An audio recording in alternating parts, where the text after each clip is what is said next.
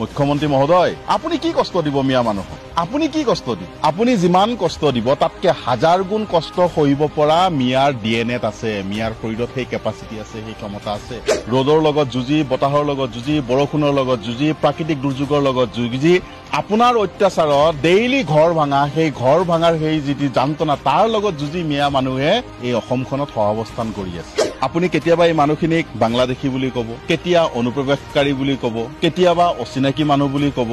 আপুনিতো সদায় শাসনত নাথাকে এই জনগোষ্ঠীটো থাকিব অসমতেই থাকিব যেতিয়ালৈকে অসম আছে যেতিয়ালৈকে ভাৰত আছে যেতিয়ালৈকে দেশ আছে তেতিয়ালৈকে জনগোষ্ঠী থাকিব আপুনি কিন্তু তেতিয়ালৈকে শাসনত নাথাকে 26 জন মানুহৰ সিকিউৰিটি দোহাই দি পেলাই আপুনি যে কৈছে যে ৰাইজৰ অসুবিধা হ'ব আপুনি এনে ৰাইজৰ ক'ত সুবিধা কৰি থৈছে ৰাইজতো অসুবিধা সদায় কৰি আছে আপুনি আজি যেনেকে জুবিনদাৰ সমাধিৰ ক্ষেত্ৰত হাজাৰ হাজাৰ মানুহ দিনে নিশাই গৈ আছে এই মানুহৰ ভিৰ কেনেকে ভাঙিব পাৰি এই মানুহক কেনেকে হাৰাশাস্তি কৰিব পাৰি তাৰ কাৰণে নতুন নতুন কৌশল আৰম্ভ কৰি আছে জীৱিত জুবিনতকৈ মৃত জীৱন বহু গুণে শক্তিশালী এই কথাটো তেওঁলোকে পাহৰি গৈছে আমি এই বস্তুটো আচৰিত পাইছো যে জুবিন গাৰ্গৰ ন্যায় বিচাৰিলে হিমন্ত বিশ্ব শৰ্মা ডাঙৰীয়া কিয় খং উঠে আৰু জুবিন গাৰ্গৰ ন্যায় দিয়াৰ কাৰণে তাত মিয়া মুছলমানেও ক'ব পাৰে অসমীয়াও ক'ব পাৰে কি বুলি কয় বড়ো ৰাইজেও ক'ব পাৰে কাৰ্বি ৰাইজেও ক'ব পাৰে যিমান জাতি জনগোষ্ঠী আছে সবেই ক'ব পাৰে জুবিন গাৰ্গ সকলোৰে হয় চৰকাৰৰ সম্পত্তি নহয় জুবিন গাৰ্গ ৰাইজৰ সম্পত্তি গতিকে ৰাইজে দাবী তুলিব পাৰে তাত আপুনি এই হিন্দু মুছলমান মিয়া বড়ো কাৰ্বি এই সকলোবোৰ কিয় আনিছে তাত এই কথাই প্ৰমাণ কৰে যে আপুনি এই ন্যায় প্ৰক্ৰিয়া ৰাইজৰ যিটো ন্যায় মানে দিয়াৰ যিটো আন্দোলন যিটো দাবী সেই দাবীটোক আপুনি ডাইভাৰ্ট কৰিব বিচাৰিছে যে মিয়া মানুহে জুবিনৰ সমাধিত জীৱানেই চাকি বন্তি নজ্বলাও কিয় মই কষ্ট দিয়াটো দিমেই আজি কৈছে নহয় আপুনি মুখ্যমন্ত্ৰী মহোদয় আপুনি কি কষ্ট দিব মিয়া মানুহক আপুনি কি কষ্ট দিব আপুনি যিমান কষ্ট দিব তাতকে হাজাৰ গুণ কষ্ট সহিব পৰা মিয়াৰ ডিএনএত আছে মিয়াৰ শৰীৰত সেই কেপাচিটি আছে সেই ক্ষমতা আছে ৰ'দৰ লগত যুঁজি বতাহৰ লগত যুঁজি বৰষুণৰ লগত যুঁজি প্ৰাকৃতিক দুৰ্যোগৰ লগত যুঁজি আপোনাৰ অত্যাচাৰত ডেইলি ঘৰ ভাঙাৰ সেই যিটি যন্ত্ৰণা তাৰ লগত যুঁজি মিয়া মানুহে এই অসমখনত সহাৱস্থান কৰি আছে আপুনি কি যুঁজিব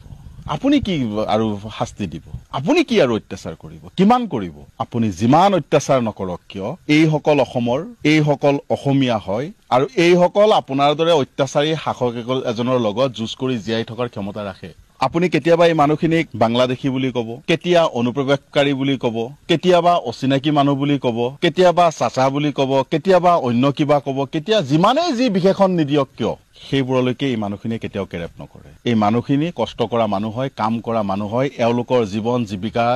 এওঁলোকৰ সকলো কৰ্মৰ ওপৰত নিৰ্ভৰশীল হয় কাম কৰি জীয়াই আছে আপোনাৰ দৰে ৰাইজক বুৰ্বক বনাই পেলাই মানুহক বুৰ্বক বনাই মানুহক অত্যাচাৰ কৰি জীয়াই থকা নাই গতিকে আপুনি সদায়তো শাসনত নাথাকে আপুনিতো সদায় শাসনত নাথাকে এই জনগোষ্ঠীটো থাকিব অসমতেই থাকিব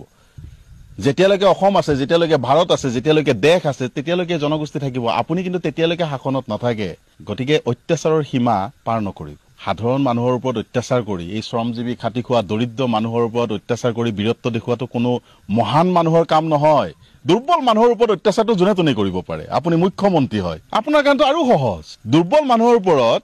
বীৰত্ব দেখুৱাটো কোনো বীৰৰ কাম নহয় আপুনিতো নিজকে এনেও ৰজা বুলি ঘোষণা কৰিছে না গণতন্ত্ৰত ৰজা নাথাকে বুলি আমি জানো আপুনিতো নিজকে ৰাজতন্ত্ৰৰ ৰজা বুলি ভাবি লৈছে অসমখনত নিজকে ৰজা বুলি ঘোষণাই কৰি দিছে গতিকে ৰজা হলে অত্যাচাৰী ৰজা হ'ব নালাগে ইতিহাসত সাক্ষী আছে অত্যাচাৰী ৰজাৰ শেষ পৰিণতি কি হৈছে এই ইতিহাসে জানে ইতিহাসে দেখিছে ইতিহাসৰ পাতত লিপিবদ্ধ হৈ আছে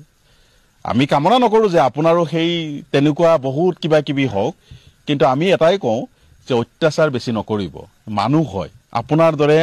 এওঁলোকৰো আমাৰো তেজ মাংসৰে গঠিত আমাৰ মানুহ হয় দুখ সুখ আঘাত এই সকলোবোৰ অনুভৱ কৰিব পৰা আমাৰো এটা হেৰি আছে গতিকে ইমান বেছি অত্যাচাৰ নকৰিব আৰু ইমান বেছি অহংকাৰীও নহব ক্ষমতাই হয়তো আপোনাক অহংকাৰী বনাইছে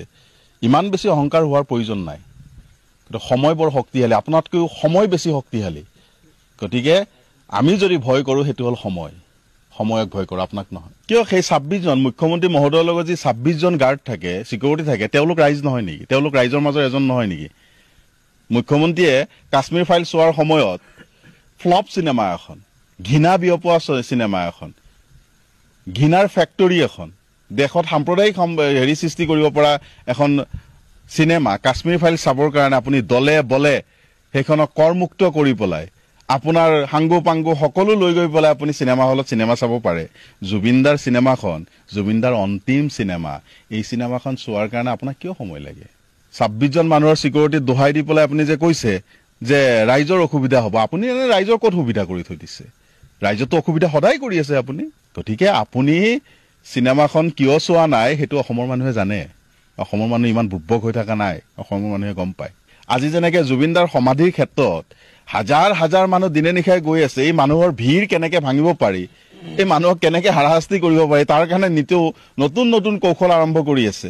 সেইবোৰ অসমৰ মানুহে নুবুজে নেকি জুবিনদাক হত্যা কৰা হ'ল আৰু তেখেতক হত্যা কৰাৰ পিছত তেখেতৰ সত্তাটো জীয়াই আছে আৰু সেই সত্তাটোক হত্যা কৰিবৰ কাৰণে কোনে কি ষড়যন্ত্ৰ কৰি আছে সেই অসমৰ মানুহে দেখিছে বুজিছে জানিছে গতিকে অসমৰ মানুহে চিনি ৰাখিছে সময় আহি আছে ৰবচোন জীৱিত জুবিনতকৈ